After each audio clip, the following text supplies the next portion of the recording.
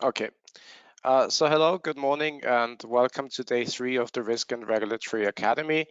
I'm very pleased to welcome such a large audience to our today's webcast. I think current count stands at close to 300, between 300 and 400 participants that will be joining today, which is really impressive and highlights the interest in supervisory trends and developments.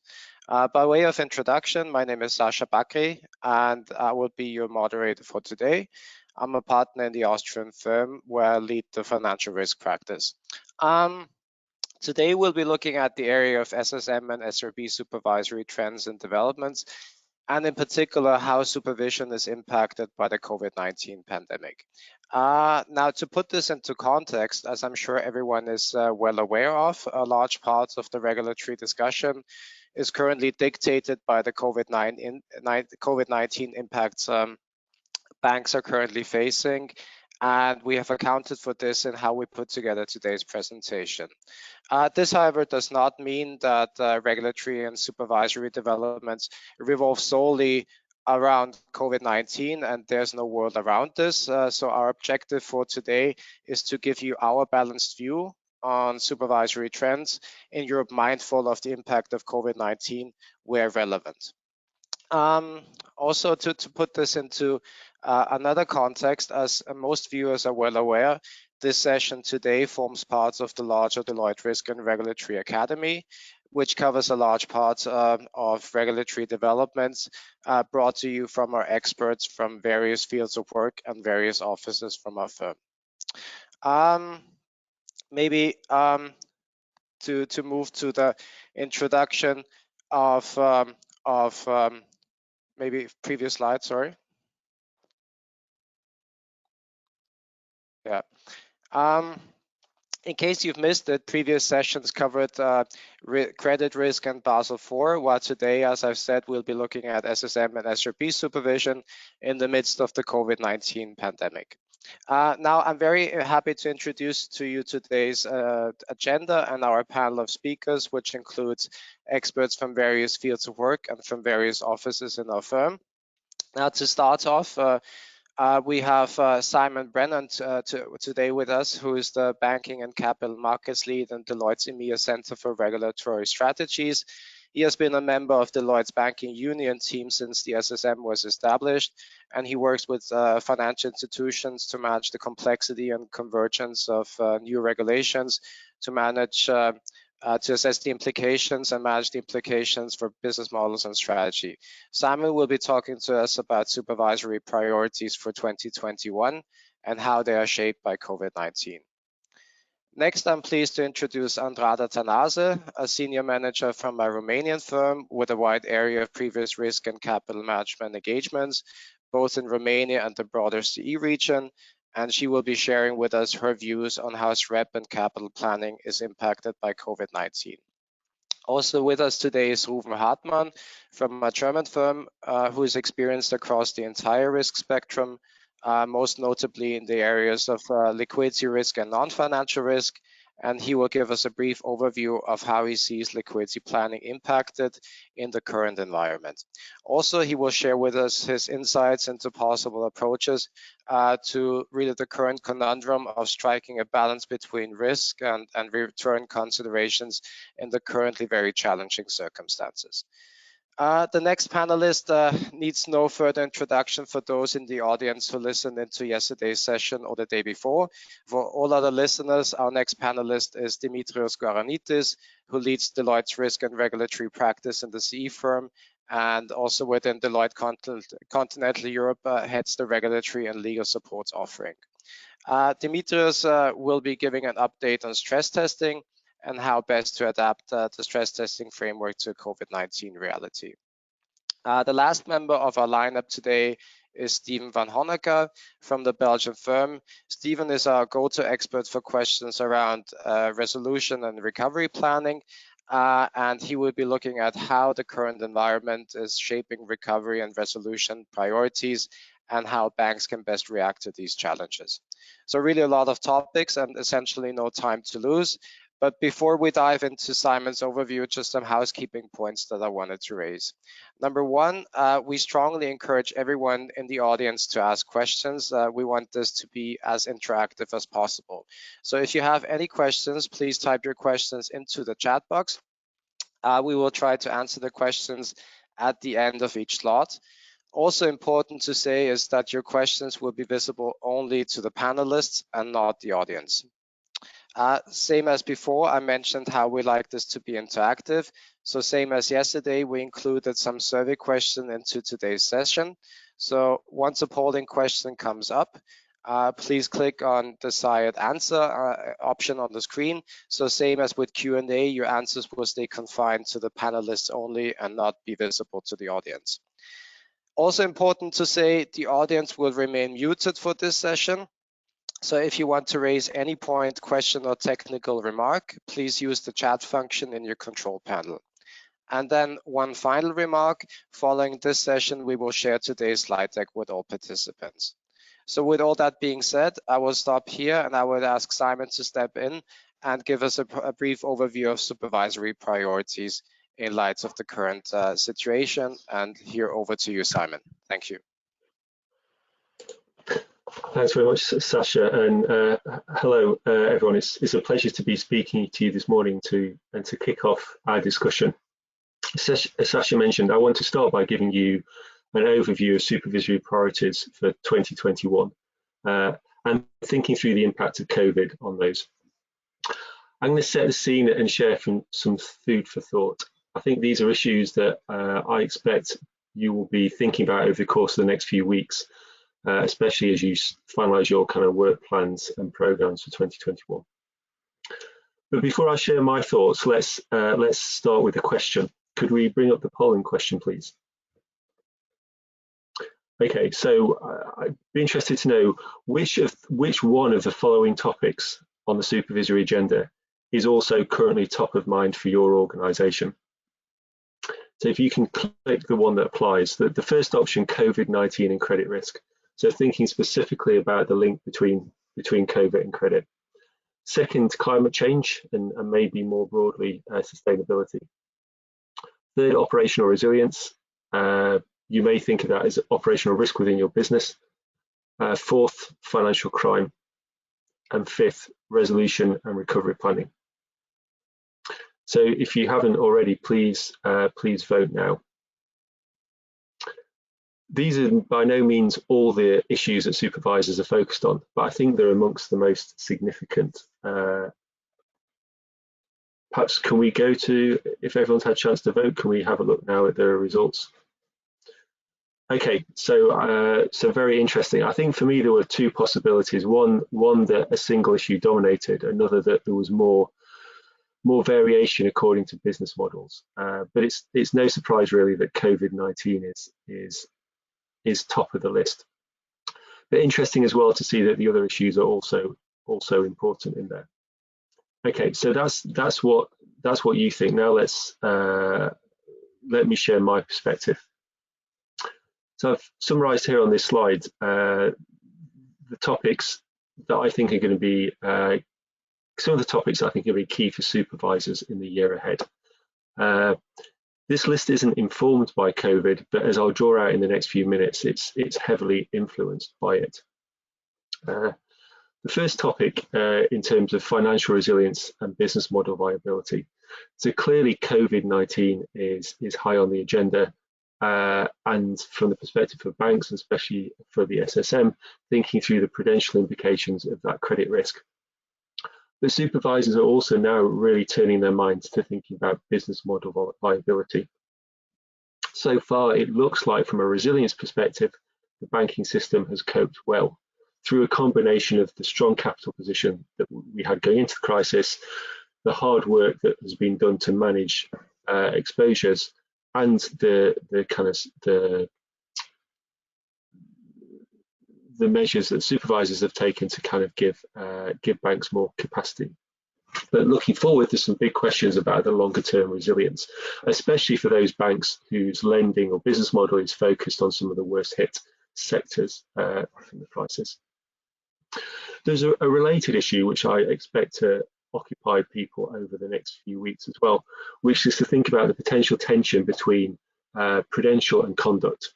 So on the prudential perspective, it's clear that being proactive and managing non-performing loans is the priority to protect the bank's balance sheet. At the same time, policymakers, politicians, customers are going to be emphasising the need to show forbearance and to recognise the exceptional losses. And I think there's a difficult question for firms to think about how they trade off those two factors. So the one big topic there, and clearly recognised in the poll we just took. Second issue I want to flag is sustainability. Now, this is an existential issue for society and the planet, so it's no surprise that it's on the agenda for banks. But I think what's important and interesting is that it's a topic that really hasn't broken pace during the crisis. So even while supervisors and regulators dialed down quite a number of different activities in order to free up capacity to focus on the pandemic, that's not really the case with sustainability. Those working on this topic carried on through. And that is a measure of how important supervisors think it is and how much they're going to focus on it. So whilst we remain at a relatively early stage in thinking about the implications for banks from a regulatory and supervisory perspective, I think I'm expecting that the pace with which we progress over the coming year is going to be quite rapid. In terms of practically what will we see, so stress testing is certainly on the agenda. At the moment, although the ECB has thought about stress testing banks, the initiatives we've seen have happened at a national level. So in France, for example, and the Netherlands. In the UK, there's also a big stress testing exercise this year. And we know that the UK, the Dutch and others are pushing stress testing as a topic through the Network for Greening the Financial System. So I think by the end of 2021, more banks are going to be asked to think about climate risk stress testing. But before that, the priority is going to be more generally on embedding climate change and sustainability factors into risk management frameworks. We see that in the ECB guidelines, which will be finalised soon, and we see that in the EBA's consultation paper on embedding climate change or sustainability into risk management, which was published a couple of weeks ago, and which ultimately is going to tackle the question of to what extent should the SRB really capture climate change risk. So this is a really big topic that is going to, I think, impact across capital, across reporting, across risk management, impact everything that we see happening on the prudential side. The third topic I wanted to flag was operational resilience. For any of you that follow closely regulatory developments in Europe, you'll know that a few weeks ago, the European Commission put forward a proposal called the Digital Operational Resilience Act, DORA. That piece of regulation is going to shape in future years the way that operational resilience is supervised within the EU and within the Eurozone.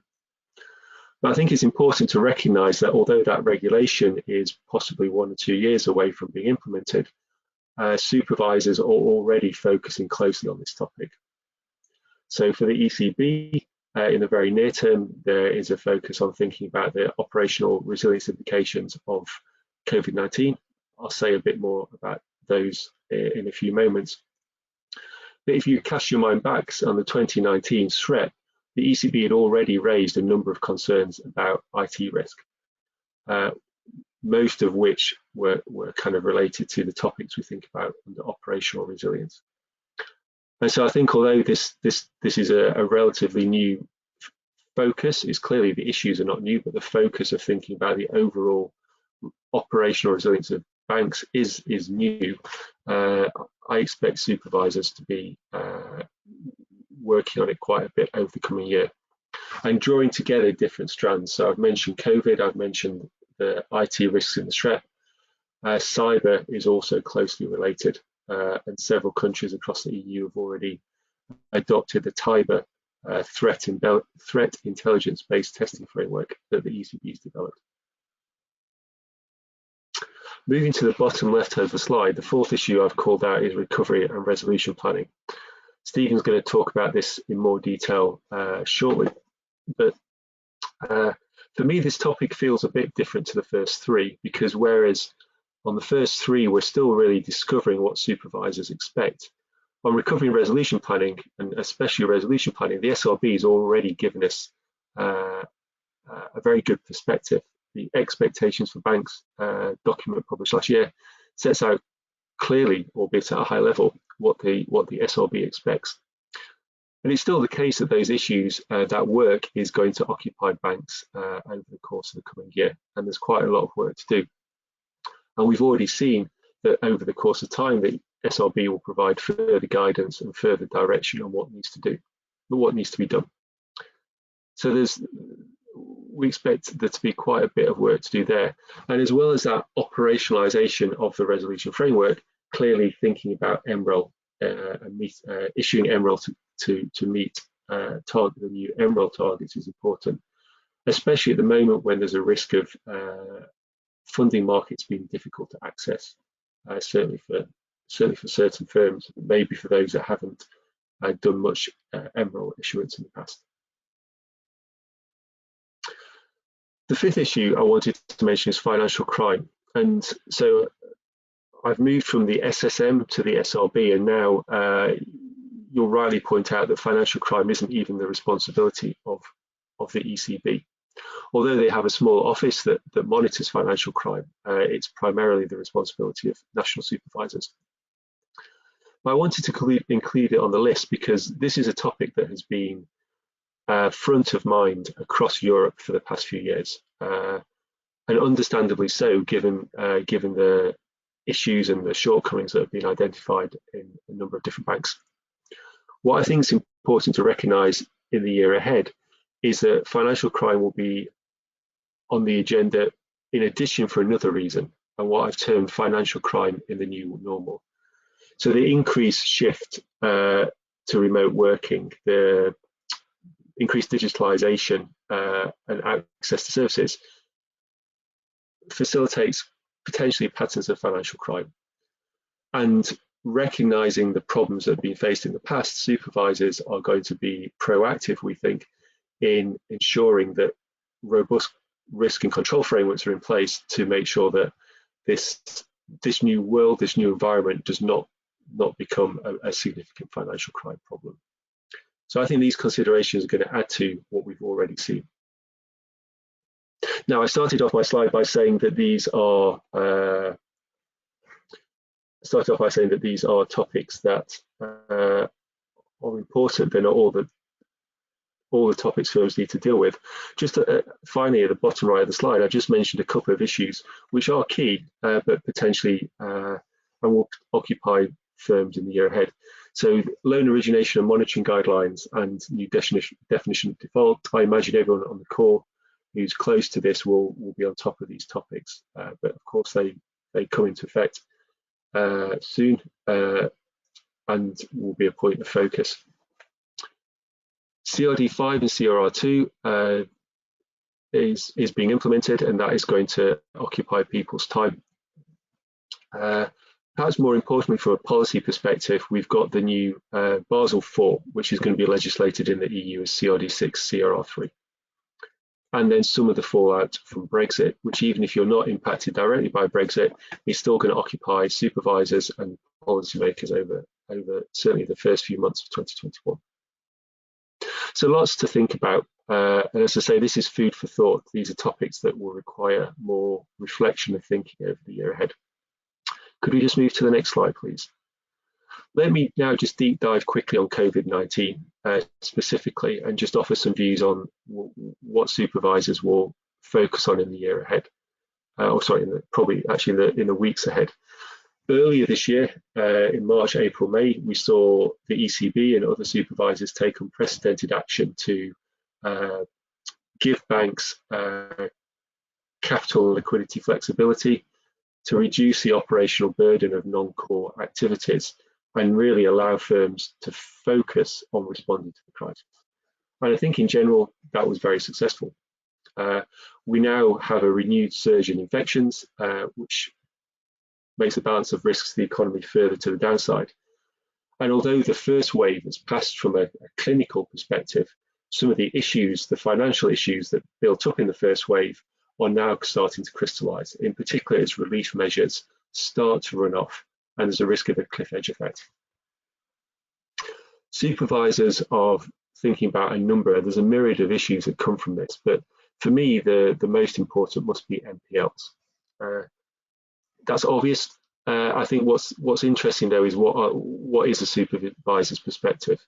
I think it's clear, whereas earlier this year the focus was on trying to flex the rules to accommodate the build-up of NPLs, we're now going to pivot to a phase where the emphasis is on firms proactively managing the NPLs through, and a key part of that must be about data and understanding, really understanding and differentiating those customers whose business remains fundamentally sound and those whose business isn't fundamentally sound and the loan is actually going to be non-performing.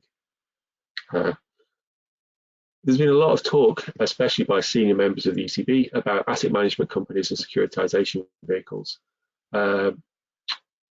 Personally, I don't see that it's going to be possible to set up either on a pan-EU or Eurozone basis. There are too many obstacles to doing that. It's likely they will be set up in some countries, but certainly from a supervisor's perspective, these are part of the solution, but not all the solution. The emphasis is still going to be on individual firms managing these risks. Closely related to NPLs is the question of capital buffers.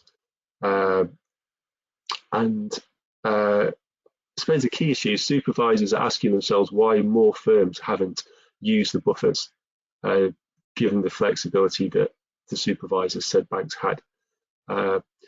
It may be that banks didn't need to, and if that's the case, then I think supervisors will be quite happy. But if it's the case they didn't use the buffers because they felt they couldn't, then that may yet prove to be an issue as the economic situation deteriorates. So there's certainly a lot of thinking going on behind closed doors to understand if any further action is needed by supervisors to encourage those banks that need to dip into their buffers. And by that I mean their Pillar 2G, their combined buffer. Closely related is a question of dividends. And will the policy on dividend restrictions and payout restrictions be extended on the 1st of January 2021? I think it's key to understand the reason why the restriction was put in place in the first place. It was a response to the uncertainty about bank balance sheets and about the economic situation. So as we look forward to December, when the ECB said they're going to review their policy, have either of those factors changed? It's not obvious to me that they have. There's still significant uncertainty about balance sheets, still significant and probably greater uncertainty about the economy. That said, it's clear that there is some unease about a blanket position that just bans all banks from making dividends. And you may have seen the comments reported today from Ismesh, ECB board member, who's suggesting that we'll need to move to a more individually tailored approach, with each bank having the opportunity to prove they have the capital resilience to issue dividends. Hopefully we'll see more on that in the next couple of weeks. On operational resilience, I've already mentioned this, but it will still be a focus. Banks have made a number of changes to respond to the crisis. Supervisors will be keen to ensure that those are robust, and also that banks have got further capacity should it be required if the pandemic worsens before it gets better. And then a number of these issues, especially looking at the non-performing loans, come back to the question of profitability. Profitability has been a long-standing issue in the European banking sector. COVID-19 in a way has hastened and those issues and made the question of how to address the lack of profitability even more pressing. Consolidation is still seen as part of the solution. What remains to be seen is whether the steps that ECB took last year to promote consolidation will actually be effective. I think that will be a key focus in 2021. And the final point is on resolution. In my previous slide, I mentioned some of the kind of BAU activity to develop the framework that will happen in this year. But the ECB on the recovery plans and the SRB on resolution planning are also thinking about what specifically needs to be done to ready banks for resolution should it be necessary. So still plenty to think about on COVID-19. To wrap up my thoughts, if we could just move to the next slide, please. I just wanted to offer some observations for my colleagues who will come after me. So taking my top-down perspective, if I think over the topics we're going to talk about for the remainder of the webinar, there are some questions that come to mind and which I know they'll be touching on in their comments. So for the ICAAP and ILAAP, for me, there's a question about will it be back to normal in 2021? But if it is, what does normal mean? COVID-19 has almost certainly changed a number of the assumptions, the planning assumptions within the ICAAP. It may also mean that there need to be methodology changes. And the SSM has been talking about for a number of years now a move to more transparency, greater granularity in the SREP process. Will we see any of that in the year ahead? On the EU-wide stress test, we got the draft methodology document last week or 2 weeks ago. That was really helpful. I think, as promised, the methodology has not changed significantly, although it has had to accommodate the practical elements of the COVID crisis and what's happened. But the piece of information we still need to really understand the impact of the stress tests is the scenarios. How severe are they going to be? Given that we're already in a crisis, does it make sense to add on a significant additional crisis? We probably won't know that now until the new year, what the EBA plans to do. And finally, on recovery planning and resolution planning, I mean, how far will firms want to get, will supervisors and the resolution authority want to go? Many of the people at the ECB, at the head of the ECB, head of the SRB, were around 10 or 12 years ago in the last crisis. Scars, frankly, of how difficult that was to deal with. I think there'll be a lot of emphasis on wanting to be on the front now. So lots to digest and think about. I hope I've whetted your appetite. I'll stop my comments there and hand back to you, Sasha. Okay. Thanks, Simon, for that. I think that was a very interesting overview and a helicopter view on regulatory developments, and also a number of questions that follow-up panelists will now seek to answer. Maybe before we move on to ICAAP and ILAAP, let me throw in some questions from the audience, and let me hear your thoughts around this. The first question that came from the audience was around the point that you mentioned regarding threat intelligence stress tests. And the question here is whether this test will be required for all systemic banks in the EU. So I think that the simple answer is no. And so what you need to look at what your national authority is doing. So the central bank, ECB, rather than the SSM, developed something called the TIBER EU framework, and the ECB then asked national authorities to implement that. So how exactly it will be implemented is being decided by each member state, and within the member states, they are then deciding whether it is a supervisor-led exercise or a bank-led exercise. So I think the goal is that systemic banks will do this exercise, but to understand whether your bank is going to have to do it, you need to see where your local regulators got to on implementing TIBER EU. Right, thanks, Simon. And then one other question I would like to bring in is around the point that you raised regarding bans on dividend payouts. Do you expect that once that ban is lifted, that banks will revert to higher dividend payouts, or will they remain more conservative going forward? So I mean, that's a big question, right? That the supervisors are asking themselves. So I think the way that supervisors are going to get through this, and actually Yves Mersch's comments, which are reported in the Financial Times today, I think are consistent with this. I think supervisors are going to ask firms to demonstrate that they have sufficient capital to be able to make dividend distributions. And that will mean, I mean, I think effectively running your capital plan forward, being conservative on your NPL assumptions, and then demonstrating you still have some capital flexibility, and therefore you want to make some dividends. So I think that the ECB will kind of lift the blanket ban, but then say each individual firm will then need to make its own case. And so by the time each firm's made its case, the firm, the bank and the supervisor will have been able to agree, okay, this is the quantum of capital that you'll distribute.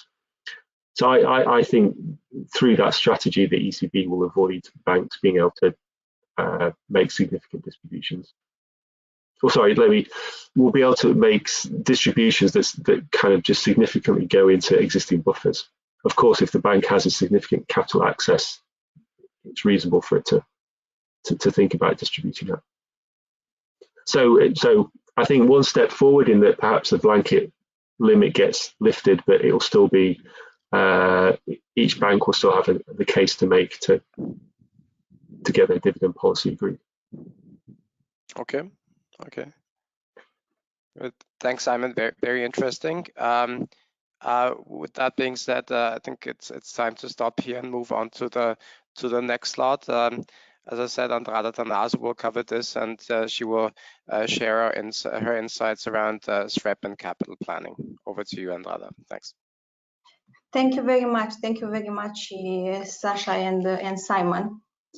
So in the last years, following the great financial crisis, we have assisted to a real strengthening of the supervisory and the regulatory framework that materialized in a real improvement of the quantity and quality of the capital and liquidity buffers.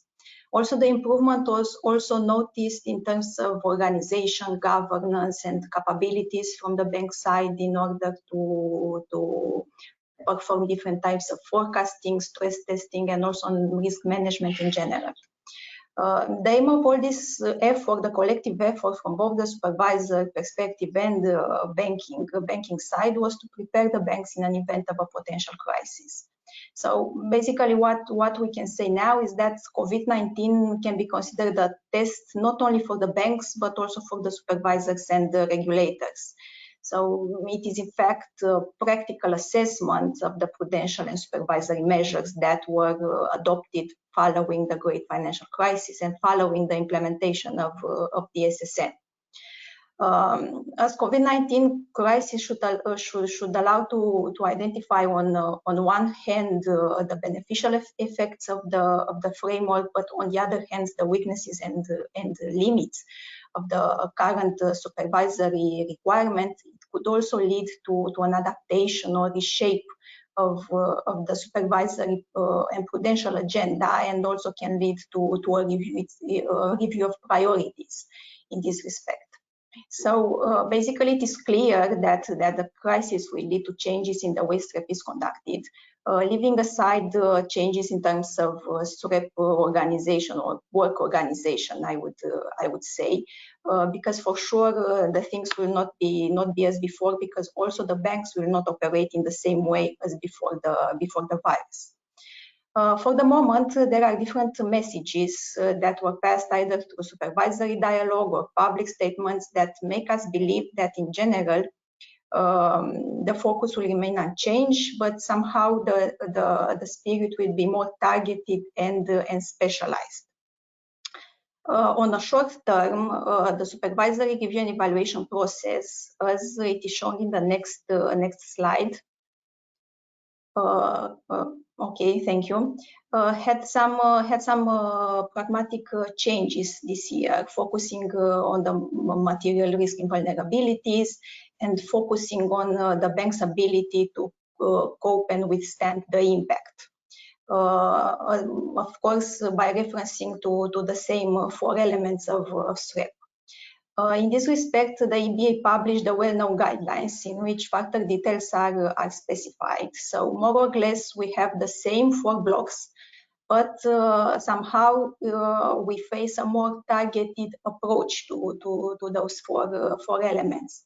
One key input in the pragmatic approach would be the vulnerability assessment that was performed by ECB on regulatory reporting data, and that followed the EBA stress testing methodology. As there is still a lot of uncertainty, any type of input would be considered valuable in the context of the supervisory review and evaluation process.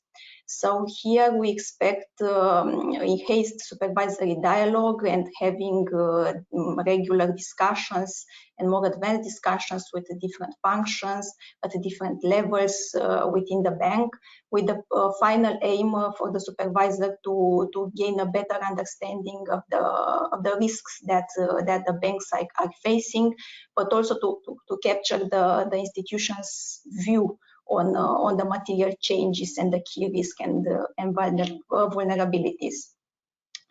As main focus, we have credit risk, of course, liquidity and funding risk, operational with strong focus on IT and cyber. And here we have the dedicated EBA guidelines that were encouraged by the national competent authorities several times to be used and put in practice. So these are seen as the top risks for the moment. However, a scrutiny will be given also to market risk. Currently, I will not detail these topics now because will be discussed in detail by myself and Ruvan in the next session from the perspective of capital and liquidity management and how COVID-19 impacted the risk management practices of these risks and what is the supervisory expectation in this respect.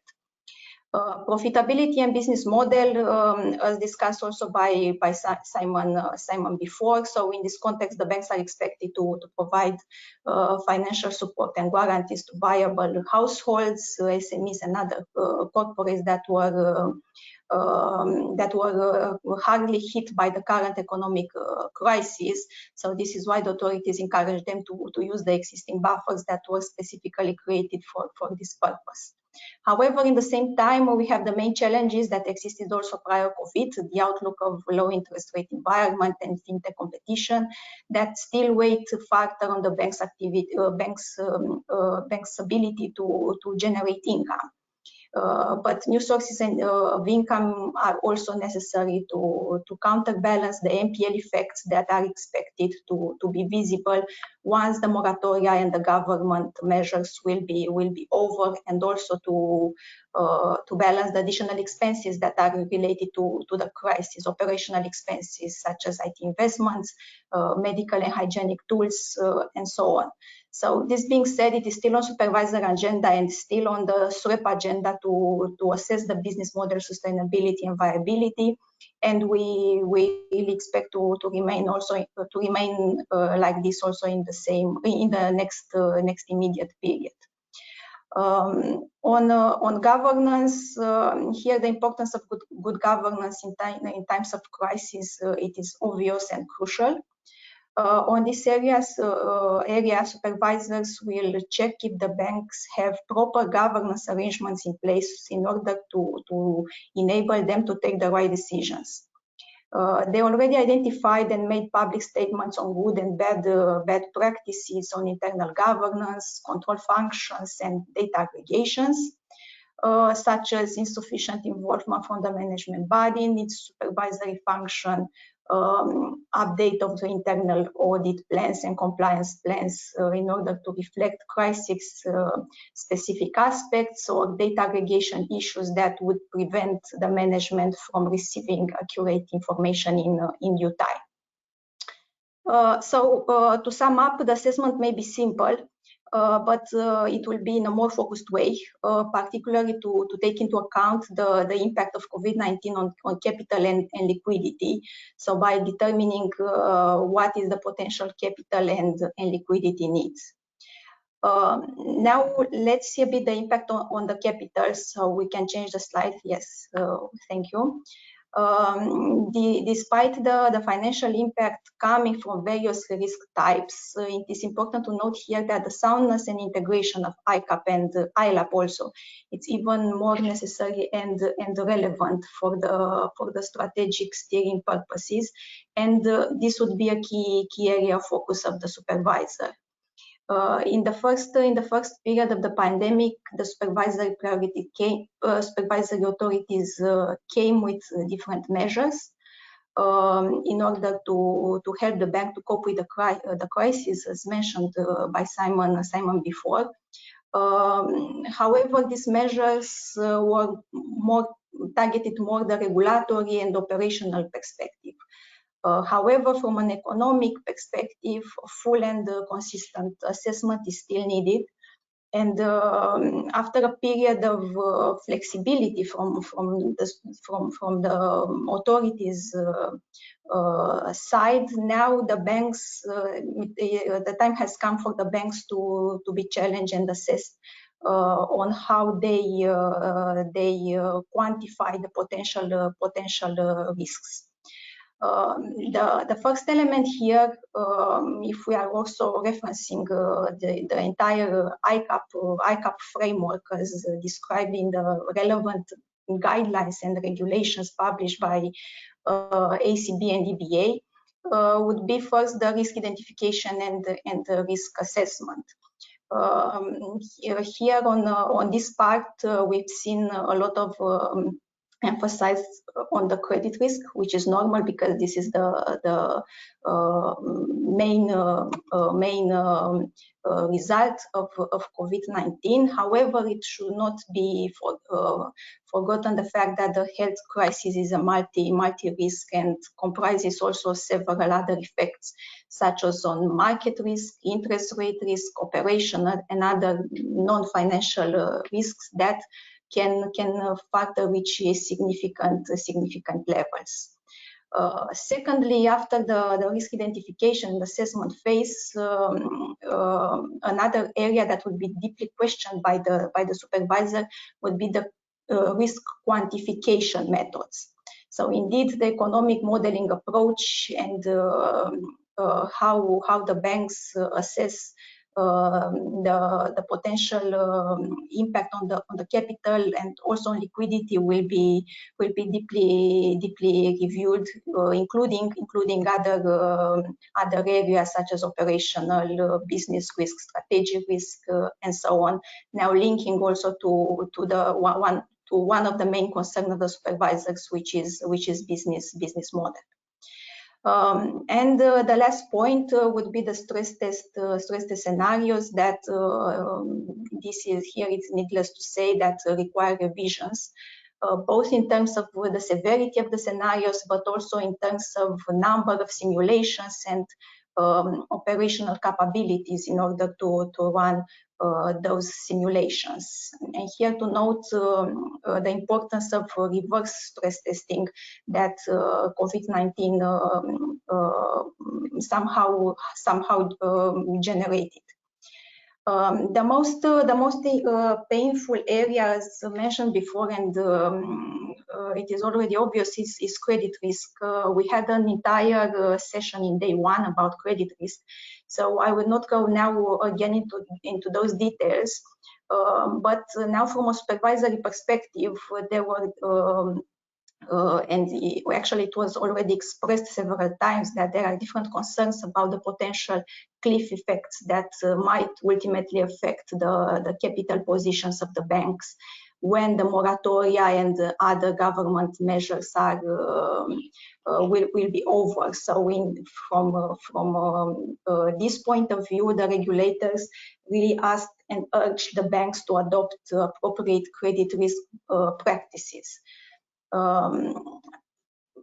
Therefore, our expectation would be that on this part, on credit risk, there will be a lot of discussions on staging classifications, on restructuring, on forbearance, on viability treatment, provision coverages, and so on. Now, another element that could be part of their supervisory agenda in the context of SREP would be IT resources and systems. So they will expect the banks to have a proper IT infrastructure in order to manage the risk and also to easily identify the borrowers that have or may have potential difficulties as a result of COVID-19, and also to support appropriate data aggregation and appropriate reporting process and early warning systems in order to help the management to take strategic decisions based, of course, on more accurate information and on a more frequent basis than before.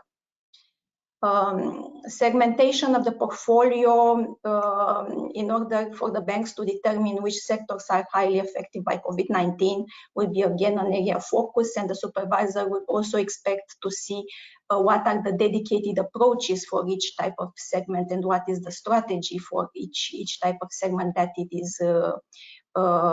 is identified as a high risk profile. And then another element would be operational capacity and expertise from the bank side to engage sufficient resources with the necessary expertise and knowledge in order to be engaged in the borrower assessment, risk management, and also to implement the appropriate restructuring measures. On the operational risk side, here this area was also detailed by Simon, so it will remain a major supervisory issue, in particular related to cyber and IT security risk. Here, the risk may vary depending on the bank. So COVID-19 pandemic has different effects on the situation of different institutions. But in any case, it can be stated that the current situation for sure will require some ad hoc assessments of the operational risk and short-term adjustments to operational risk management procedures and methods. So for sure, this is definitely necessary in case the banks did not start it yet. Perhaps an immediate effect was noticed on market risk. I think it was the first big impact caused by the high volatility, especially for the banks applying internal models in terms of value at risk and stress value at risk. And here we have really seen banks adjusting their risk appetite levels and the risk appetite framework from this respect. And as a general comment, it would be an area that should be considered by the banks for all the other risk types and would be in a strong correlation with the revision of the business strategy. On interest rate risk in the banking book, as new models were recently developed during the implementation of IRBB guidelines. So here for sure there is a need to reanalyze those models, especially from the perspective of the behavioral components such as early repayments, extensions of limits, optionality, and so on, because basically the history on which they have developed may be no longer relevant for the future. One last thing that I would like to mention on this area would be also the ACB assessment on the ICAAP practices that was a few months ago published by ACB. So in the main findings, somehow we can note that are strongly related and would be more relevant in the current context. And here we have the data quality, the economic capital assessment, and the stress testing in terms of scenarios, assumptions, and what are the management actions in that context. We also prepared for you poll questions that I kindly ask my colleagues to show on the screen. Here the question is, in case the bank perform adjustment to ICAAP, which risk area has the largest contribution except credit risk? We have market risk and IRBB, IT and security risk, strategic and business risks, or no assessment was performed now.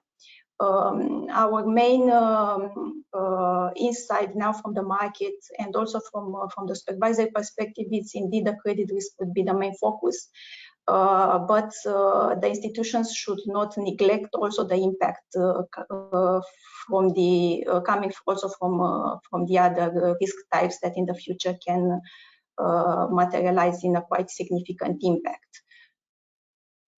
I'm not sure if we can show now the results or not yet. Okay. Yes, so somehow indeed the market risk and IRBB it is a large topic, and as I said, it was the first impact noted on the banks. Here depends a bit on the complexity and also on the jurisdiction of the banks, but and also the other areas with quite equal share. In my point of view, it is a bit too high the share for no assessment was performed. So if you didn't do it now, or the banks didn't perform it now, it is advisable to take this into account, because as mentioned in the whole, this section would be an area of focus for the supervisory, not only on the credit risk side. So that was it from my point of view. Sasha, I give the floor again to you. Yeah, thanks, Andrada. That was very insightful. Before we move on to Ruben, and thanks again for giving us this overview. I think there are lots of very interesting snippets and aspects that banks can take into consideration around their ICAAPs and their capital planning. But let me bring in the audience here and forward one question. That was really around what you mentioned. What you mentioned regarding the pragmatic approach to SREP. Yeah. Now you said that there's on the one side the pragmatic approach to SREP, and on the other side there's also a heightened risk profile. So the question really to you at this stage is, on balance, do you expect SREP capital charges to go up in the short term? So the main focus of the SREP pragmatic approach would be for the supervisor to get a better understanding of the risks that the banks are facing, and also to understand what is the bank's perspective of the new reality and the potential impact. Currently, we don't expect, at least on the short term, for the capital requirements to increase, but rather the measures to be more of a qualitative nature, not quantitative nature. So in the short term, no. However, if we are looking also to the next year and taking into account the worries from the supervisors in respect of rise of the NPLs, in respect of operational resilience and so on, and also taking into account that we will be facing EBA stress testing exercise in January. For sure, after that phase, the supervisor will come also with some increased capital add-ons, especially that the EBA stress test will have a direct input in the Pillar 2 guidance for the banks. So indeed, this will be settled, but I will not say on the immediate term. Okay, thanks, Andrada. Thanks also for sharing that answer with us. Let me stop on capital and SREP here, and let's move on to liquidity and bring in Ruben here, who will go through the liquidity planning aspects and current challenges in the current environment. Over to you, Ruben. Thank you for the handover, Sasha, and thank you, Andrada, for the insights concerning the ICAAP. We are now coming to the liquidity topic and liquidity risk, and the question of how we should manage liquidity under a pandemic situation. What you can see on the left-hand side are the different kinds of areas which are currently affected by the pandemic situation. We have, for example, the contingency funding plan, the scenario analysis, the liquidity buffer, the liquidity risk management, the systems, and here we are talking about IT systems. Normally, I would say IT systems and their functionality are not interconnected to the liquidity risk, but yeah, we are now looking at the liquidity risk as a whole.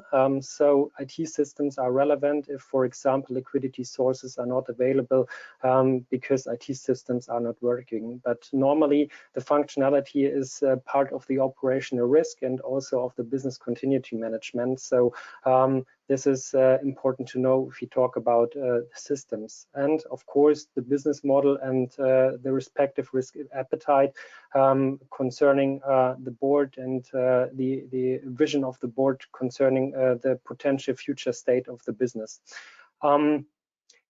What we can see here are points which we already heard in the previous presentations, but they are also important for the liquidity side. And Andrada mentioned liquidity at several points. Let's look deeper into the liquidity topic. And what you can see on the right-hand side are very important topics concerning the pandemic situation and also the future situation when the pandemic situation will move on in the next month. First of all, we have the liquidity risk and the point that the behavior of the customer changed during the pandemic situation. And there is maybe a situation where the intraday liquidity risk rises because of the change or a change in the usage of payment system, for example, and I'm talking about personal payment systems as well as transaction systems such as the instant payment, for example. So what credit institutions should do here, they should look or should pay attention to an upcoming intraday liquidity risk, and they should have measurements in place which are able to cover intraday liquidity risks. And they also should, and this brings me to the next point, have a liquidity buffer in place which can or is able to cover upcoming liquidity risk intraday. The liquidity buffer. The liquidity buffer is the second topic which is very important, and the liquidity buffer is affected in two ways. Before coming to the two ways, I would like to mention that the liquidity buffer is also connected to the short-term liquidity. It's part of the short-term liquidity and also, as I said before, part of the intraday liquidity risk. And it's connected to the access of the central bank measures, of course, and connected to the contingency funding plan. If we look at the liquidity buffer itself and how it's affected by the pandemic situation, we can find we can see that the liquidity buffer will be affected by the market risk, for example. What we saw at the early beginning of the pandemic situation or the early beginning of COVID-19, and that the stock market drops very sharply. For example, the German stock market, the DAX, dropped nearly 40%. And now the situation is that we are nearly on the same level like before. The same applies for the bond market, but I think the turmoil which we saw here was just a slightly turmoil, not a turmoil as we can or as we saw in the stock market. And what we see here is an upcoming risk that if the countermeasures which were taken by the government, for example, which were taken by the central banks, and what I would like to mention is the four biggest central banks worldwide, which is the Fed, the Bank of England, the Bank of Japan, and also the ECB. If these countermeasures, which are created to support the market, to support the economy, if they are running out, we will see here a potential risk, and a potential risk that the liquidity or that the market turmoil will arise in this area, and this will have a negative impact on the liquidity buffer. So banks should take into account the quality of the liquidity buffer, and they should take into account this upcoming risk if they are looking at the structure of the liquidity buffer. So this is a to-do which banks should take here. The second point is that the liquidity buffer and its function is like a cushion for potential defaults, for potential customer defaults. And we already heard something about the credit risk, and therefore credit institutions should pay special attention of the size of the liquidity buffer. If we see upcoming defaults in the customer area, then the liquidity buffer should be able to cover the missing inflows which are expected. A defaulted customer will not able to repay his mortgage, for example, so there will be no inflow. and the liquidity buffer should cover this missing inflow so that the credit institution is able to fulfill its payment obligation. And this is the linkage to the short-term liquidity risk. If we talk about short-term liquidity risk, then we talk mainly about the liquidity ladder and the respective liquidity gaps within the liquidity ladder. And because of potential customer defaults, the negative liquidity gaps will rise. This is our expectation, and this will happen if the number of potential defaults will rise in the upcoming month. So a credit institution should here pay special attention to the measurement of potential liquidity gaps and the instruments which are in place. For example, the liquidity value at risk. So this is a part of the short-term liquidity risk. And if we talk about negative gaps and the closing of negative gaps in connection with the liquidity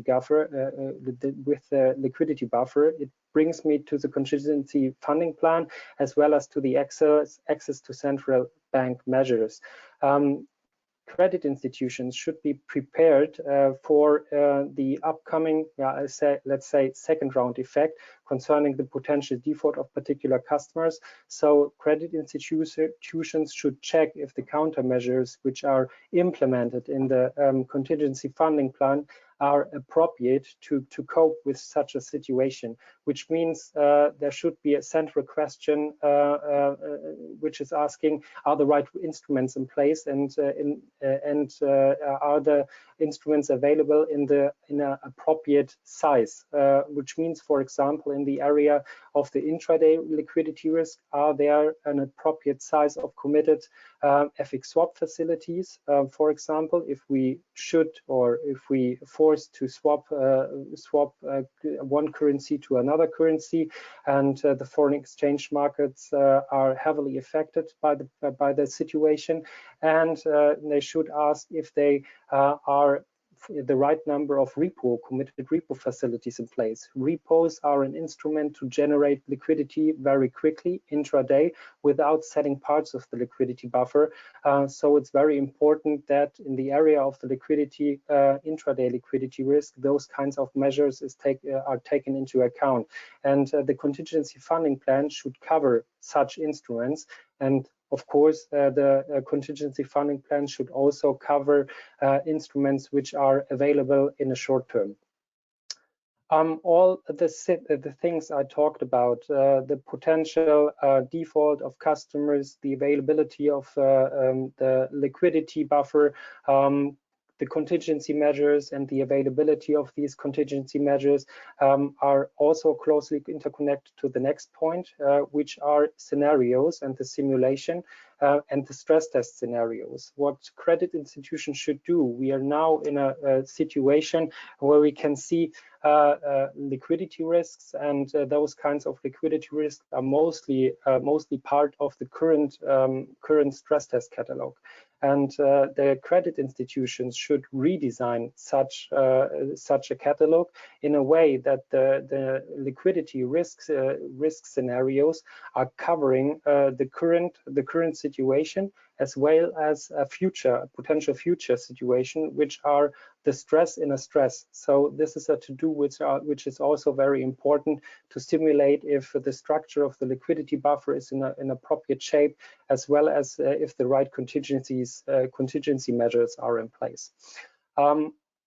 If we talk about, or I said before that the potential default of a customer is some kind of a second round effect of a customer default, and this brings me to the next slide.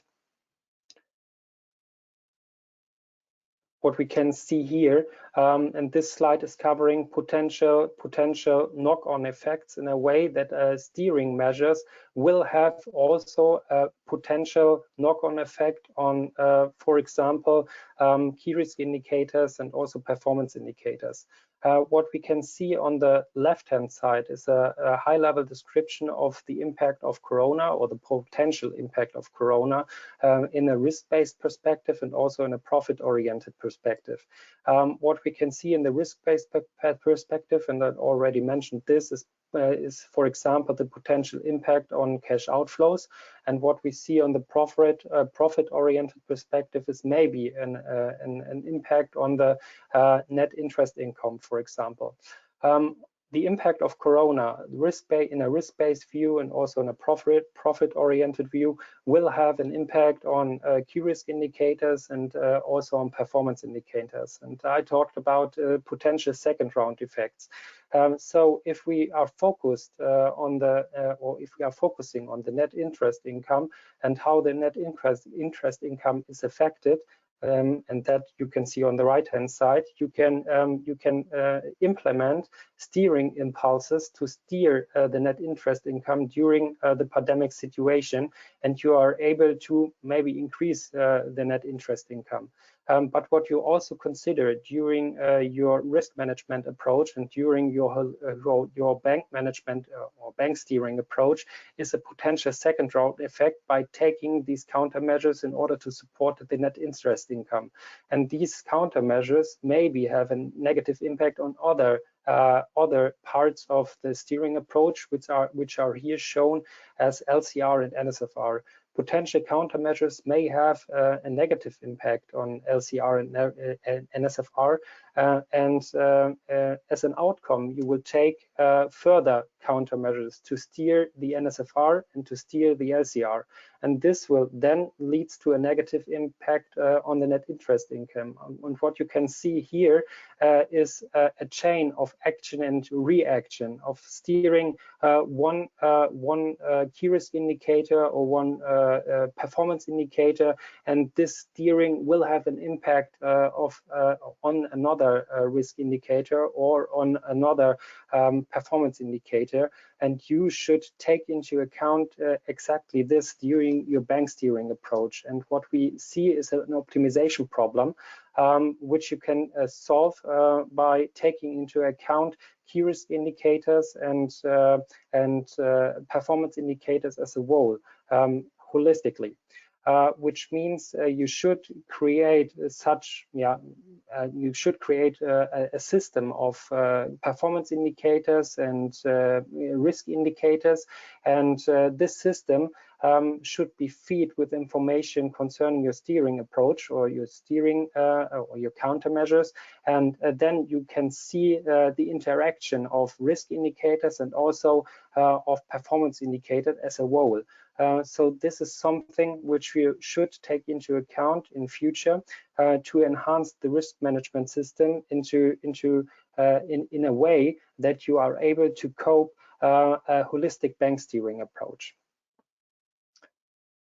All the simulations here, what we talked about, can also part of the stress testing. You can also simulate this chain of action and reaction within a stress test scenario. And this brings us to the next point of the presentation, which means the liquidity or the stress testing as a whole. But Sascha, first of all, I want to hand over to you. Yeah, thanks, Ruben, for that slot and your views on this. I thought it was particularly interesting how the current environment really reinforces the divergent objectives of return on, and conservation of liquidity, which is something that banks find in a normal scenario, but that is now reinforced by the current environment. So maybe to bring in the audience here again, essentially two questions around your point regarding stress testing. The one point is essentially regarding the point that you made with the connection of BCM and liquidity. That is how BCM and the availability and the running of IT systems really impacts the inflow of liquidity. Yeah, that is the one question.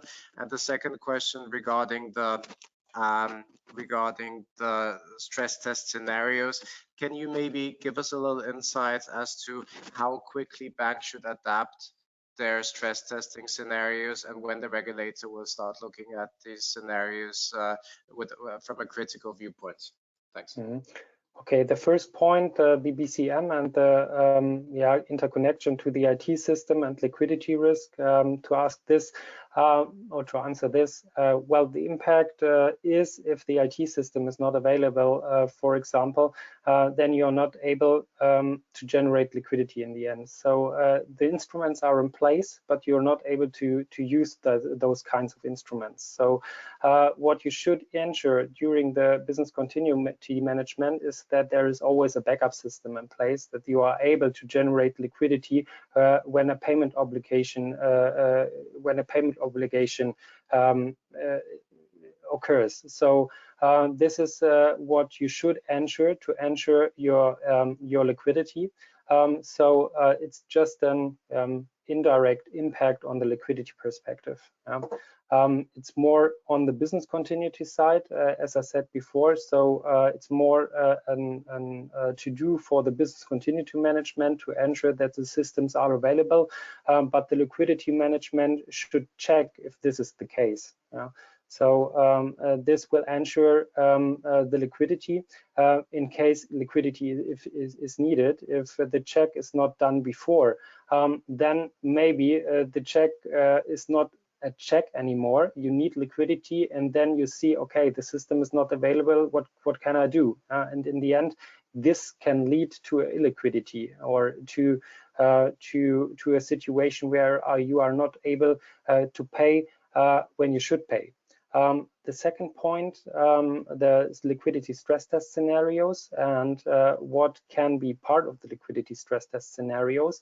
Well, you can manage, of course, the outflows, which means if there are, and this is what I described before, several defaults in the credit area, then there is a missing inflow. You expect some inflows within your liquidity ladder, and the simulation of a potential credit default will affect, of course, the liquidity gap, and this is something which you can simulate during a stress test. And the other part is the availability of the liquidity buffer and a potential delay. So if you're simulating the sale of parts of the liquidity buffer, then there is maybe a delay because of potential turmoil in the market, or you are not able to sell the liquidity buffer as a whole. And this is something which should be taken into account during the stress test simulation. The second part of your question was about the regulator and the behavior of the regulator. What we can see in Germany is that the regulator is asking for such ad hoc stress tests. This was part at the early beginning of the pandemic situation, that some credit institutions were asked to provide information of how the liquidity position will move if an ad hoc stress test in the area of the outflow will take place. So the regulator is looking at the stress test scenarios and the construction of the stress test scenarios, and credit institutions should pay more attention about how the storyline of a potential stress test is created, because the regulator will ask if there is an audit. The regulator expects such an internal review of the liquidity position. Good. Thanks, Ruben, for that summary. That was very insightful. Thank you again. And building on what we just heard from a liquidity stress testing perspective, let us move now on to a more holistic bank stress testing environment and talk a little about the EBA stress test and the bank-wide stress test. And this is where we'll bring in Dimitrios. And over to you, Dimitrios. Let us hear your views on stress testing. Thanks. Thank you, Sasha. If we could move to the next slide, please. Yes. So the EBA has published its latest guidelines. Yes, a few days ago, I think 3 or 4 days ago. So they are still quite recent. Yes, and we're exploring. I think one has to view the latest guidelines in relation to the ECB's financial stability review that was disclosed this morning. Yes, and it already shows an impact in the banking stock valuations.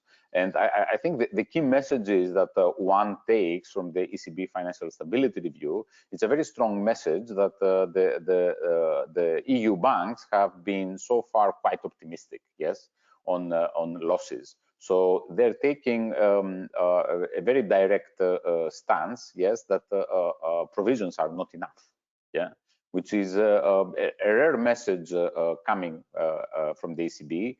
They're already disclaiming that weak profitability becomes even weaker, yes, both because of the losses that they expect to see in the following months, and because of the challenges in interest rate income, yes. So on one side, they're disclaiming that the banks have been optimistic about provisions, yes, and on the other side, they're anticipating a big pressure on the main revenue source of credit institutions, yes, so the interest rate income. And then they conclude by indicating that they expect to see a worsening trend in the asset quality, yes. So given also their experience from the last credit crisis in the sector, yes, that led to a pan-European asset quality review. So I think that they must be preparing an approach, if not similar, something along those lines.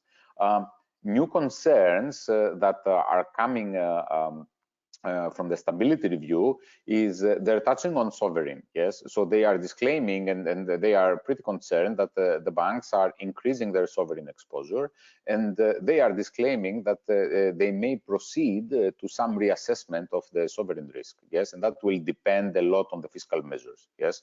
So there is guidance from the EU that to the member states that deficit rules are not applying this year, so you can do what you can to support your economy, yes. But they do give some guidance to countries like France, Italy, Greece, and Spain as to how far you can go with it. Yes, and I think that's also going to reflect a lot on the asset quality of the banks. And one last remark they say is on the validity of the asset valuations, yes, the collateral valuations. So they expect a very big fluctuation on the values of the assets, and they're still not very confident that this type of revaluations have been performed by the banks, yes, which is something that affects the provision significantly. So that said, with this, I think, context provided by the ECB this morning, yeah, I think one has to see the EBA guidelines in a different light. Yes, so them saying that I think the banks are too optimistic sets the tone of how EBA is going to proceed with scenarios. Yes, so the first challenge inside the stress testing is the fact that we're going to have new scenarios. Yes, and they're not published yet, and the messages that we're getting is that EBA will be more prudent than expected, and definitely more prudent than the banks have already been. Yes, and a big I think one of the largest aspects here is the macro modeling framework. Yeah, so historical data are and the models that we have now are not particularly relevant. Yes, so one has to provide, even if this is in the context of an overlay, yes, or a subject matter expert opinion, one has to provide very substantial justification, yes, on why the bank is going this way or that way. Yeah, and it will take, given the nature of the crisis, it will take a substantial, I think, substantially deeper analysis when it comes to sectors. Yes, because the crisis is affecting this time not so much asset classes, yes, but it is affecting sectors, yes, sector performance. And I think that the stress test experience with the EBA is always subject to the bank explaining its approach to the regulator, but this time in the very uncertain context and with the attitude of the ECB already pointing out that the banks are too optimistic, I think that the preparation that the bank needs to have to interpret its approach to the EBA needs to be much more robust. Yes. and I think it needs to be much more bulletproof in this sense. Yes. One of the elements that come both from the EBA methodology and ECB's financial stability review is the treatment of moratoria and public guarantee schemes. Yes, so we already see in the methodology of the EBA giving guidance that all loans that have entered moratoria need to be presented in a way that are exiting moratoria. Yes, after a year. Yes, so inside 2021, and if one reads the ECB's point on the financial stability review, it indicates a very big concern that moratoria and public guarantees have distorted, yes, the quality of the loan book, or the picture of the quality of the loan book. Yes, so what seems to be now in the loan book of the banking sector doesn't necessarily reflect the truth. Yes, or doesn't necessarily reflect the reality. Yes, so their major stance on this is how the bank is handling the risk, yes, of moratoria or guarantee schemes coming out of the table. Yes, and this is something that Ruben indicated already. Yeah, and this is something that the banks should address in their internal stress testing approach. But this comes as a bigger priority, yes, or on the table, less of an option, yes, and less of a one-to-one approach with your regulator, and more to a standardized approach by the EBA. Yes, so I would be expecting in that sense the scenarios to be a little bit more prudent than what we expected, and I would, given the messages of both the EBA and the ECB, I would be expecting the EBA to scrutinize more, yeah, the banks on management overlays on the models. Yes, so yes, the model, the past model and the past data cannot help you 100%, or can generate results that are potentially not relevant right now. Yes, but on how you apply the new reality, it cannot just be the result of a behavioral exercise. Yes, it will take a lot more substantial analysis, yes, on why the bank is picking this way, yes, to interpret the context of the stress test. And already from ECB, we understand that the attitude is going to be, is this prudent enough? Yes.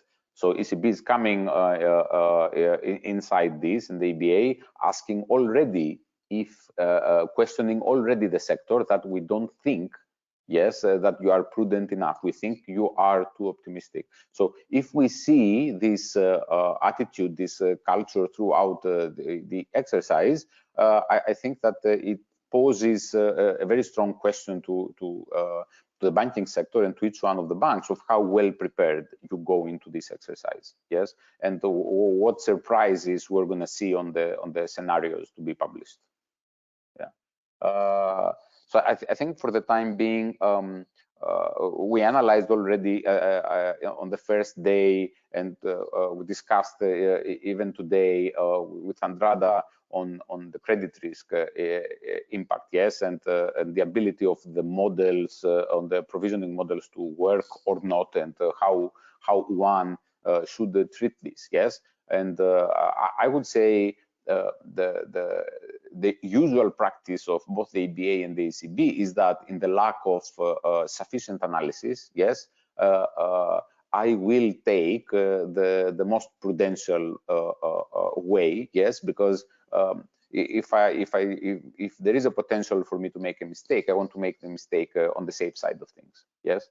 So I do expect this stress testing year to set the tone a little bit stricter than the previous one. Yes, I think the previous one, it was the IFRS 9 year, and I think that there was scrutiny on how each one of the banks implemented IFRS 9, but due to the age of IFRS 9. IFRS 9 was very young in the previous stress test. We didn't see this amount of pressure, but this time around, EBA and the ECB publish already their intention, yes, and they're already indicating that the sector is too optimistic, yes. So I would be expecting to see both on the scenarios and also on the interpretation of the models and the methodologies of the bank a much stricter approach.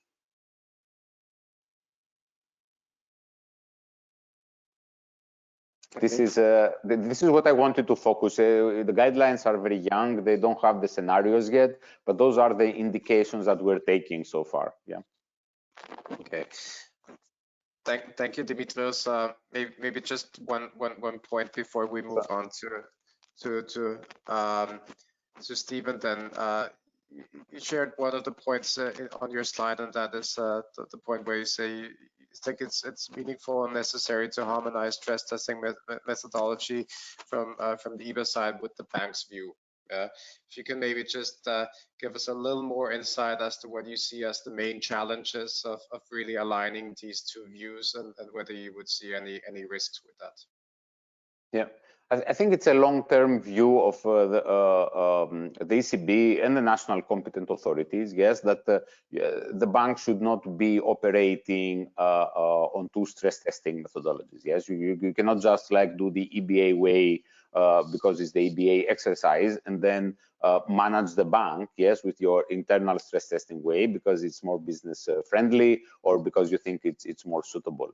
So what we see from the SRB letters consistently, yes, is a big push for the banks to adopt the EBA methodology, yes, as the main one, yes, or explain how this how the link works, yes, why what they have is compliant to the EBA methodology. So what I would expect to see going forward, and as the stress testing exercise keeps on maturing, is a bigger pressure, yes, for the banks to be adapting the guidelines. So I would be expecting in 2021 a big push, because we discussed ICAAP and ILAAP, yes. So I do expect to see a big push, and I do expect to see a big focus inside the SRB exercise on why ICAAP or ILAAP are not reflecting not just the technical setup, but also the attitude of the EBA exercise. Yes, why the scenarios are not there, why the risk factors are not there, why the focus is not there. So I do expect to see a bigger push, yeah, in alignment. Okay. Thank you. Very interesting, Dimitrios. Then let's move on to the next section and stop here on stress testing, and move on to recovery and resolution plannings, two of the certainly fastest moving areas in the supervisory space. And with that being said, let me pass on to Stephen here and share his views on these two topics. Over to you. Thank you. Thank you. Good morning also from my side. So very happy to be here to be your host for the last half an hour of this webinar, sharing our views on our recovery and resolution in times of COVID. When we look at recovery and in about 10 minutes to resolution planning in times of COVID, I think it's important that we start looking from the view of how the financial stability of the institutions may be impacted. And in a way, having to present this slide at the end of the webinar is helpful, because I can build already on a lot of what the colleagues have said. So we broadly see 6 channels through which the institutions, financial institutions, capacity, financial situation may be impacted. First one, obviously, funding. I think Ruben already said quite a few things about that. But in terms of recovery planning, you really need to look at updating your information. How is my liquidity situation changing in terms of LCR, in terms of deposit flows, the cost of wholesale funding. I come to that in a moment, as many of you will have in your recovery planning recovery options linked to the issue of new debt instruments. So that needs to be updated. Moving to the second one, credit losses. I think that's the elephant in the room. I wrote down, Andrada called it the most painful one, and I tend to agree with that. If we, and also building on what Dimitrios has just said, that provisions are probably not yet enough. Obviously, it's difficult to tell where the credit losses will, how they will evolve over the coming months and years, probably. Also, given the large moratoria programs, governments are doing everything they can to smoothen this for the banks, but eventually it will come. I think it's a bit unfortunate if we see the progress that has been made in terms of NPL ratio over the past 4 or 5 years, that this is going to be turned completely. Also, making the link to the financial crisis in 2008, I think we can, looking back, we can say that that was mostly a crisis that hit real estate markets in many of the European countries. The expectation here, and that I echo what Dimitrios said, this will impact sectors, and probably diversification effects will be gone to a large extent. So the hotel sector, tourism sector, corporate sector, SME sector will all be hit. So I share the views of the colleagues there. Third element is net interest margin. I will also not spend too much time on that. I think Ruben explained it also very well as one of the second round effects, but this has to do obviously with the liquidity actions the central banks are still taking, the historically low interest rates, and this obviously links also to the needed profitability that the banks are searching for and still do so. Net interest margin, definitely one. Operating costs, so cost to income ratio was already on the agenda, but I would say from COVID we see a lot of the banks, and I'm speaking also from working for a lot of the banks. A lot of the banks are in cost cutting mode, so they are laying off people. They are looking which projects to prioritize. And secondly, the cost to support new ways of working. We ended in a new reality. If COVID were not there, we would not have this. We would not have this webinar. We would have it somewhere in Eastern Europe, I suppose. So that's a new way of working. Fifth one is the capital impact. So obviously that links again to expected losses. I think Andrada explained that very well already. We expect an increase in what they call the RWA density on the balance sheet. We've seen a couple of actions by the regulators, by the supervisors on the usage of your capital buffer. So you should all take that into account in the picture you need to form about your financial institution. And the last one is a new business reality. I think we've seen a lot of banks struggle in the early days with not having access to their clients. So everything needs to happen remote. Also, your demand for new products, you need to do that remotely. And there's certainly a reduced demand for certain products. So that impacts your profitability. That impacts the way you are working. So this, in a nutshell, I think this should be your starting point if you look at recovery planning. How does the current situation, which is unprecedented, how can I foresee how this shock will impact my company? Then moving to the next slide, please. So if we look at recovery planning, I think that the key 2 words on this slide are that you need to periodically update your recovery plan. So for those familiar with recovery planning, if you look at what EBA and ECB is asking in that respect, they ask you to update it annually unless there is a material change in either your recovery options, either the business model or a huge shock. I would say if COVID-19 is not that material change, at least for you to relook, to challenge your recovery plan as it stands, then there will be probably no shock to come. Looking at the chapters, and you see that on the circle of on the slide you have in front of you, not all chapters will be impacted in the same way. Let me just indicate a few. I think on the right hand side you have the options. So the recovery options are certainly one that you will need to update and you will need to challenge. I will just give two examples and linking to what some of the colleagues already said. If you have in your recovery plan as options certain liquidity options, I mentioned, for example, issuing new instruments, the cost will have changed. If we look at, hopefully not, if we move to a systemic risk, then a lot of your colleague banks will also be looking for those options. So the situation in the markets have changed and will probably change over the coming months. So you need to look at that. A second one I see in many recovery plans is obviously linked to NPLs. It has to do with NPL disposals, NPL sales, workout options, and for example, setting up securitization schemes.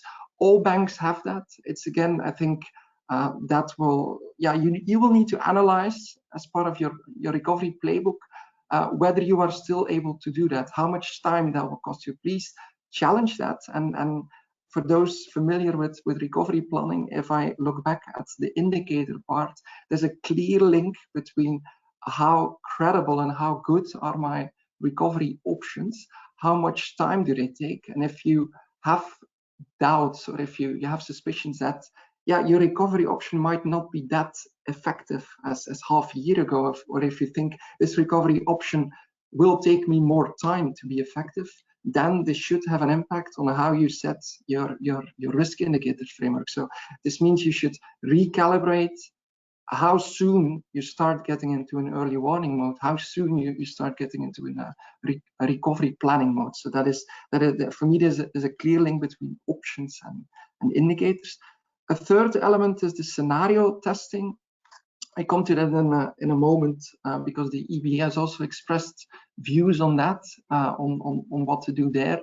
They agree that you should not necessarily create 4 new scenarios or update all 4 scenarios. It's really a matter, they want you to think about the COVID crisis as we see it now and how that might develop. So they ask you to develop and share experience on how the COVID scenario and how widespread that can be is impacting your recovery planning as it stands.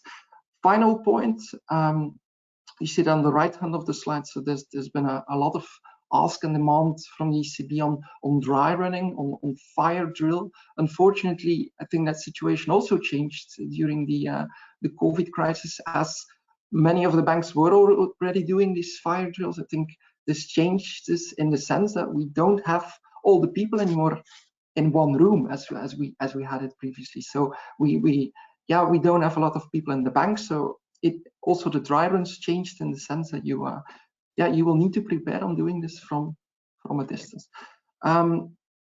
Bringing me on the next slide to what the EBA had to say about this. So they yes, thank you. So the EBA has proposed a couple of relief measures for the banks. The ECB has also taken that on. So you will have seen in the, or you may have seen in the communication of the ECB that they give some relief, but to the extent possible, of course. So the EBA, you see it on the slides, is mainly concerned about updated information. So that tells me you need to rerun the most important parts of your recovery plan, and they focus on what I said earlier, the credibility of your recovery option. So if you look at the bottom 4 elements of the slide, there's they ask you to only focus on the key elements, but recovery options is one of that. Risk indicators, as I mentioned, as well as part of that. They give some operational relief to the governance chapter, maybe the description of the company or your business model and the communication plan. I also already referred to the system-wide COVID-19 scenario that they are requesting.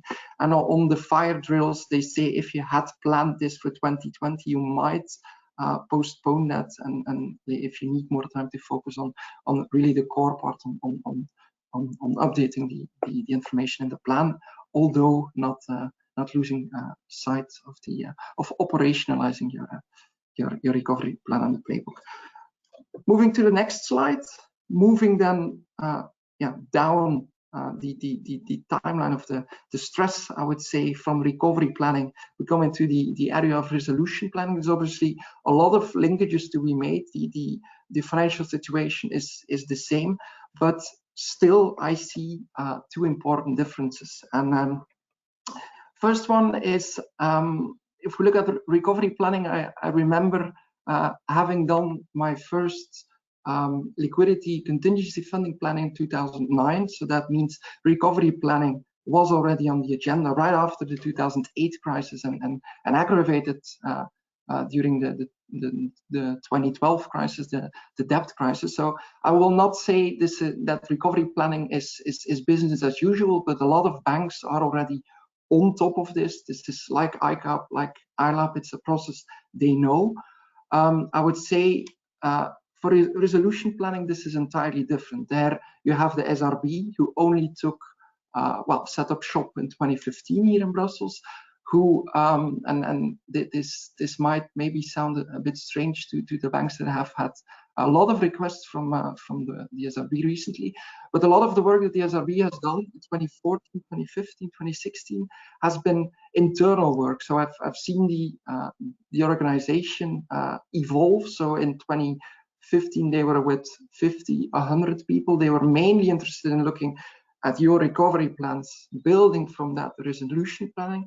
I would say this changed dramatically and mainly last year when they reached out in beginning of 2019 with a question to their banks to start developing the playbook. So that was, well, obviously they had asked for liability data reporting, for updated information. They had done so. But for me, that was really the first time that the SRB said, dear banks, now I'm putting a lot of the work with you, with the playbooks, and more recently, and I come to that in a minute, is the SRB expectations towards the banks they published in 2020. So if you could move 2 slides, because we can skip the divider slide, please. Yeah. So all this to say that the SRB is really in the middle of a very, very, very ambitious working program. And what I've put here on the slide, unfortunately, the updated program is in the make. So I expect it to come out every day now. So it's interesting, I think, to look at the plans that SRB had. So this is end of October, and the 5 areas they wanted to work on. I only spent 2 on the first 2 because those are really the ones that impact the banks and the ones that you will can be expect a workload from. If we look at the first one, strengthening resolvability of the SRB entities, they had been lacking behind a little bit on resolution planning, but they took a firm statement that they want to reconfirm the annual resolution planning. So this means if they want to issue MREL target decisions in the beginning of 2021, they need to relook at the resolution planning, need to update that with updated information, need to see whether the preferred resolution strategy still works for you, and also need to look at, and then we come to recovery planning, the credibility of your recovery option. So expect that SRB will keep working on that. So unfortunately, they don't have the leeway. The plans that are there don't give them the opportunity. They can't afford to take a step back there now. Secondly, on the resolvability assessment, and I come to that in a minute on the next slide, they've building on the playbooks, they received a lot of questions from the banks. What are you meaning? Where do your expectations lie? They've worked on that. They issued that in April 2020, and they are going ahead with that. So expect a lot of questions around that. Second pillar, fostering a robust resolution framework. I would say working on impediments that is not only true for banks. There were a lot of impediments still on the organization of the SRB, by which I mean they had to build their workforce. They had to work on policy, MREL policy, the expectations for the banks.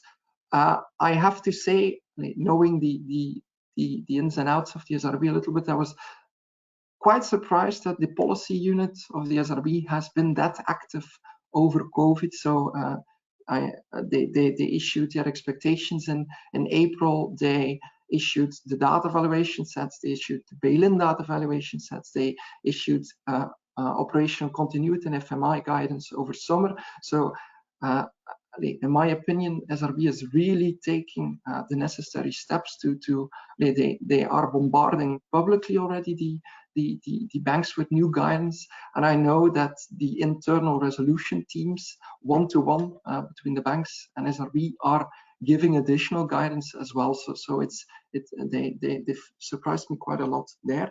One last element, I think the banking package. So also impacting BRRD2 and SRMR2. MREL needs to be updated, so that is also a task that SRB needs to take into account. So they need to adjust their MREL decisions, taking into account the banking package. So that is an additional challenge. The last three pillars are have to do with their internal organization, have to do, so you see on the right hand side, HR matters. I can tell you SRB is now 400 people strong, so that is a big organization. Let me spend a few minutes on the third pillar, preparing for crisis. I had the opportunity to be at the SRB when they did their first resolution. So for Banco Popular in Spain, I was there. That was, I think, a good test, and SRB has learned from that, and they set up a crisis management unit. They are dry running for future resolutions. They are all also progressing on national handbooks for national resolution authorities, how to implement a bail-in, how to implement a bridge institution, etc., etc. So they are working on their internal impediments as well, and they are making big steps. And in the conscious of time, I move to the next slide. I can't afford not to spend a few minutes on this. So the SRB expectations for banks, I mentioned them already a couple of times, have been out since April. So the expectations built on the bail-in playbook question, on the resolution playbook question, where does SRB put the marker? Those are 7 dimensions. They already made it clear that banks will all need to be resolvable by the end of 2023. So Elke Koenig, the chair, always refers to it as a journey for the banks. But I can see, working for a couple of banks now, that the SRB is really working on this. And let me just spend a few minutes on the 5th dimension there, information system, management information systems and data requirements. So referring back to the situation Banco Popular. So Banco Popular, first resolution of the SRB was a Tuesday evening. That was the 6th of June. I don't need to tell you that 6th of June data does not exist in banks.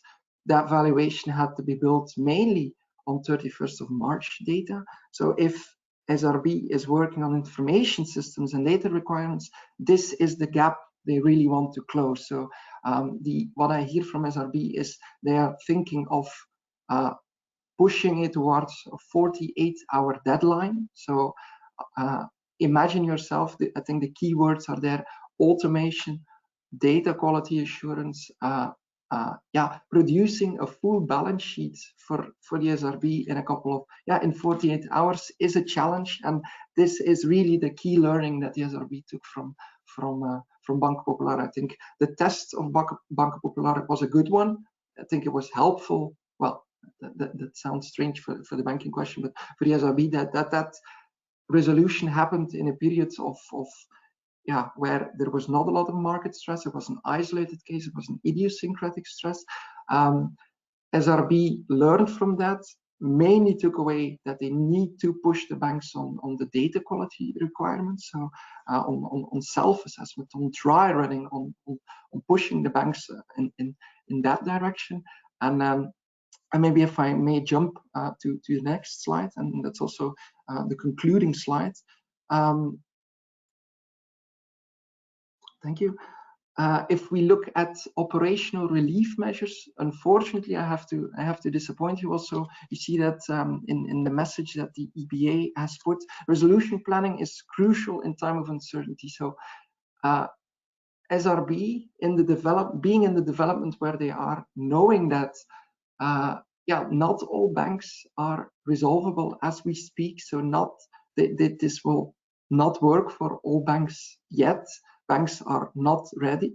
I'm referring to a couple of banks. There are a lot of impediments, and the SRB is really committed to solving these impediments. So they are in contact with the banks, working on those.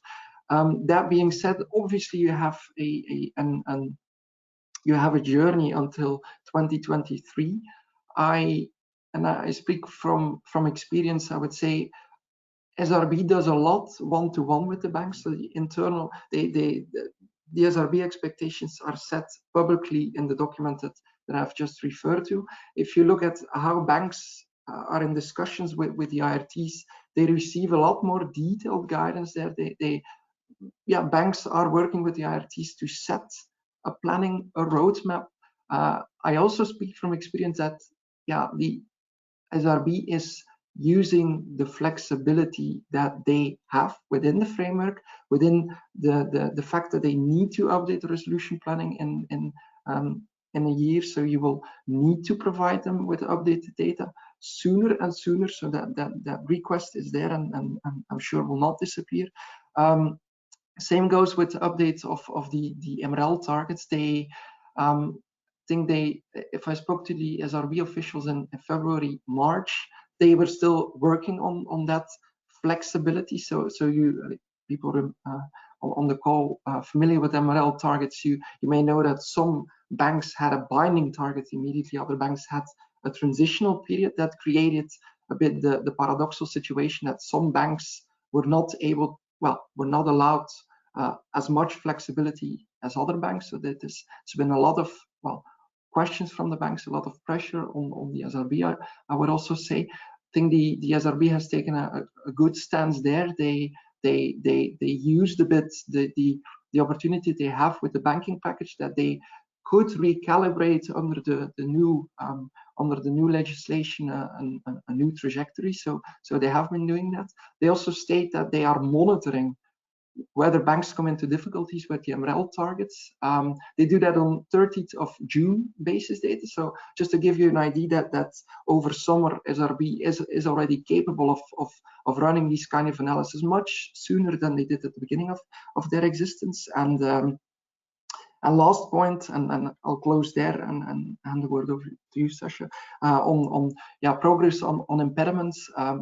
The Elke Koenig, the chair, is very, very committed to prove that the SRB and the Single Resolution Mechanism framework functions. And again, there are impediments. We are not there yet. So she's very, very eager to prove that this works. So she will keep putting the pressure on the banks for demand. So I would say there is room for discussion with the IRT, but do not take this lightly. The requests are coming and mounting, and you have an opportunity to set up a roadmap, build a work program for the next 3 years. But you need to prepare for that. Need to do your homework. And Sasha, I'll see we only have 5 minutes left, so I'll hand the word over to you. Yeah, I'll just come in with a short question here, and thanks, Stephen, for that. Maybe on the frequency of playbook requests that are forthcoming from the SRB. Is one of the key points that a lot of our clients are mainly interested in. Can you maybe go a little more into depth as whether you think that these will be more forthcoming and whether the SRB will take a more proactive approach? Okay, thank you. Yeah, on the playbooks, they started on that in February 2019, and they are there to stay. I have been supporting one bank with the playbook. Well, after they got feedback from the SRB, but that was a 120-page document, and the SRB had hundreds of comments. So they are looking into those playbooks. They are there to stay, and yeah, in terms of having to update them, I think the same goes for as for the recovery playbooks. The SRB needs to be comfortable with that. So they will ask for dry runs of that playbook. They will challenge you on all the 7 dimensions, starting with the data capabilities. And that's something I did not tell yet, but the SRB is also building, for example, an on-site inspection capacity. So if they have doubts about your playbook, about how credible it is, it's not for tomorrow, but they are building that capacity to visit your bank and test the playbook and your data capabilities live.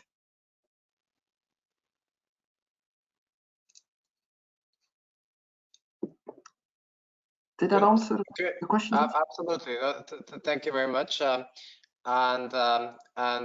Conscious of time, I would close here on recovery and resolution. So let's maybe turn to the next page, and maybe also conscious of time, I will keep the closing remarks here very short. Very generally, I would like to turn on the webcam here. Sorry. I would like to use the opportunity to thank everyone in the audience for participating in today's session. I hope you've enjoyed the session and have received some meaningful insights. Thank you also to the group of speakers. Also, as I mentioned before, you will be receiving shortly the deck that we've used for today's presentation on the one side, but also a short feedback survey that we would kindly ask you to send back to us in order to help us to get better. On behalf of the group and Deloitte, I would like you to invite you to stay tuned and attend tomorrow's session. Maybe just as a little perspective on tomorrow. Tomorrow we will be covering IRBB, FRTB, and IBOR, some somewhat specific regulations, more specific than today, but certainly at many points they will tie into what we've said today, essentially, particularly around IRBB, which really corresponds with some of the aspects that we've touched upon today, and FRTB also ties in with the various contents that we've provided in the previous decks. So this is all a set of very interesting topics, and they will be brought to you by a new group of speakers. With that being said, I would like to wish every one of you a good rest of the day. Thank you very much for attending, and stay safe and healthy. Thank you. Goodbye. Thank you.